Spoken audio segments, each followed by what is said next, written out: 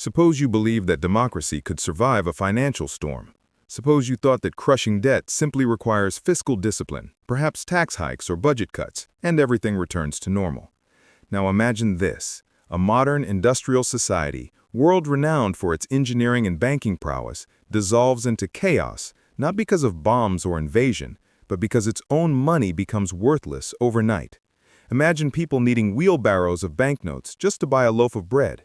And then imagine that same collapse of trust in institutions opening the door for a dictator. That is precisely what happened in the 1920s in Weimar Republic, Germany. The mystery: why did the inflation spiral become so extreme, and why did it help pave the way for Adolf Hitler's rise? We will work through the hidden mechanisms, the timeline, the causes and consequences, and then draw disturbing parallels to today. After the First World War, Germany was not simply defeated on the battlefield. It was saddled with obligations, internal political fracture, social turmoil, and a fragile economy. The treaty that ended the war, the Treaty of Versailles, imposed reparations, territorial losses, and a burdened national psyche. The new republic, Weimar, had a constitution with broad civil rights and democratic institutions, but it also included a clause, Article 48, that allowed the president to suspend civil liberties during emergencies. The central bank, Reichsbank, was still entangled with government financing. Germany had abundant industrial capacity before the war, but after defeat faced loss of territory, loss of economic capacity, political radicalization, and divisions. Key figures: the Reichsbank governors and finance ministers who chose to monetize debt rather than tax heavily. Politicians like Walter Rathenau, German foreign minister whose assassination in 1922 shocked the nation. Later figures such as Gustav Stresemann, who pursued stabilization efforts. The system of reparations, coupled with occupational pressures, such as the occupation of the Ruhr, added external stress. We thus have a backdrop: a defeated great power, massive war debt, political instability, institutional fragility, and a central bank willing to print. The twist that seems unlikely: that inflation alone could undermine democracy and feed dictatorship. We start with the origins. Germany before 1914 had a gold-backed currency, respectable monetary discipline. With the outbreak of the war in August 1914, the Reichsbank suspended convertibility into gold and began monetizing government debt rather than relying on taxation or borrowing abroad. By the war's end, the quantity of money had increased several-fold, and the price level had risen by about 115% from August 1914 to November 1918. In the immediate post-war years, Germany had to rebuild, had demobilization costs, had fractured industries, and suddenly faced reparations under the Treaty of Versailles. Running large deficits, the government increasingly printed money. Between December 1921 and July 1922, the domestic bills and checks held by the Reichsbank rose by 616%. The government earned only 21% of its income from taxes. The rest came from issuing new marks in exchange for treasury bills. By July 1922, prices had risen some 700%.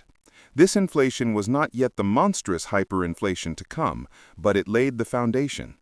At a certain point, expectations changed, velocity rose, the currency lost its anchor, and then the hyperinflation phase began. On 9 January 1923, in response to Germany's failure to meet reparations payments, French and Belgian troops occupied the Ruhr industrial region. The German government supported workers who struck in passive resistance, paying them by printing more money. The industrial output collapsed further. Goods became scarce. The government printed more money to meet obligations and to support the resistance. The mechanics of hyperinflation took over. Too much money chasing too few goods, rapidly increasing velocity of money, and collapsing confidence in currency. According to the quantity theory approach, M times V equals P times Y. With stagnant or falling output, Y, and increasing money supply, M, and rising velocity, V, the price level, P, exploded. By late 1923, prices were rising by 41% per day at the worst moment.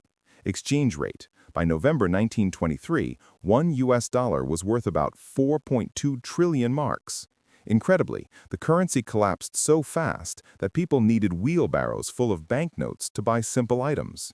As inflation spiraled, ordinary savings vanished.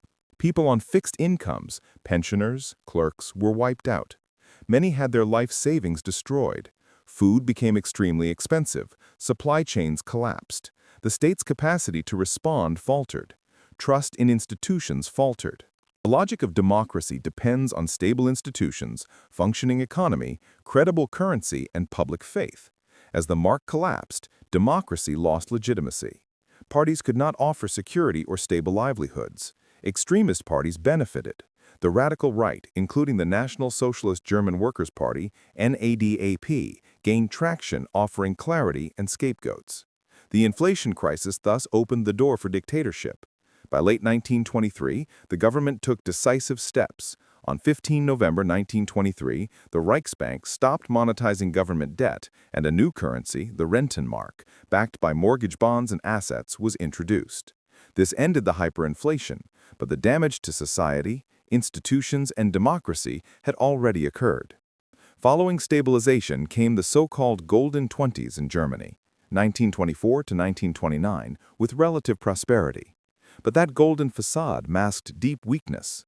The economy remained dependent on foreign, especially American capital, and repaying reparations. The stability was fragile. The global crash of 1929 hit Germany particularly hard. Unemployment soared, and the conditions for dictatorship matured. The inflation crisis was nominally solved, but politically and socially it left scars. The public memory of money's betrayal, the erosion of trust, the radicalization of politics, all combined to permit the rise of Hitler. The Weimar Republic's recipe for recovery, tied to foreign loans, left it vulnerable to external shocks. Instead of taking structural reforms that would build resilience, the government pursued short-term fixes. By the time the Great Depression hit, Germany was weak and its democracy fragile. Thus, the runaway inflation and its aftermath helped delegate power to authoritarian repair mechanisms, culminating in 1933. The story of Weimar's inflation wasn't just an isolated historical curiosity. It speaks to patterns of monetary disorder, institutional collapse, and political radicalization. Here are some parallels. When a government finances large deficits by printing money rather than raising taxes or cutting spending, it places fiscal burdens on the currency holders. Inflation is essentially a hidden tax. When public institutions lose credibility, when you cannot trust the currency, you risk flight to hard assets, barter, breakdown of civil order. That happened in Germany in 1923. Today, while we may not yet face Weimar-level hyperinflation, we see elevated inflation, excessive money supply growth in some economies, erosion of trust in monetary policy. For example, in Germany in 2022, inflation hit 10%. Some say nothing like 1923, but the concern is structurally similar. Politically, economic distress often correlates with rises in populism, radical movements, and undermined democracies. The mechanism is the same. Economic failure reduces belief in democratic institutions, making authoritarian alternatives more attractive. The Weimar case is a dramatic exemplar. Specific shocking data points. From mid-1922 to December 1922, the exchange rate collapsed from 320 marks per dollar to 7,400 marks per dollar. In November 1923, $1 approximately 4.2 trillion marks. Prices during the hyperinflation phase, the cost of living index rose by orders of magnitude in only months. We must ask, if an industrial economy with banking infrastructure, strong human capital, and tradition of civil society could collapse due to monetary mismanagement, what about weaker systems? The lessons are stark, because history doesn't repeat exactly, but patterns persist. 3 clear takeaways. Monetary and fiscal discipline matter deeply. When governments print money to cover large deficits without corresponding output growth, you invite inflation.